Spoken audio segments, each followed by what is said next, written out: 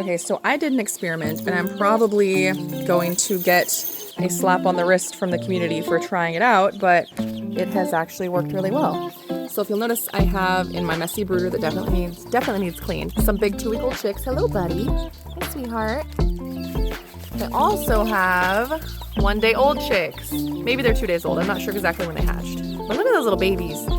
And it was interesting at first, but everybody integrated and the big chicks accepted them and there's no bullying and everybody's fine. So is this gonna be an every time situation? Probably not. Would I do it again? I don't think I would. I don't know. I probably would set the other brooder up, but I just wanted to see how it would go. And I know that they have a lot of different heat requirements or heat needs, but this is a 2-person tent. And like I said, it does need cleaned out. We need to do a deep clean because there's 27 2-week-old chicks here and there's 8 1- or 2-day-old chicks in here. So yes, it does need a cleaning. But I had a cardboard box in here that, pull this over. It was this cardboard box and it has an opening in the top where the heat was able to get through, and I had it over the top of this Tractor Supply brooder and this seedling heat mat. And the babies would go through this hole and they would go in. Oh, hello. The babies would go in and they would be safe and get warm, and they would come out here and get their food and water and socialize and get used to everybody. In the first 24 hours, I left it like that.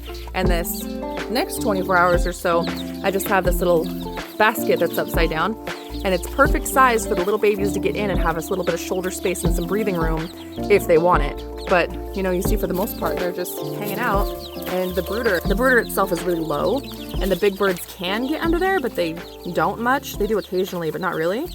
But the babies can get under there, and it's a little bit extra warm in there. So I have a little heat puck. It's a Nest heat puck, and it is reading about 95 degrees right in the warmest spot, and right next to the seedling heat mat, next to the Tractor Supply brooder, and right under the heat lamp. So the hottest spot is somewhere between like 95 to 100. It varies. If I open these flaps, it'll go down a little bit, of course, but it's a pretty good hot spot.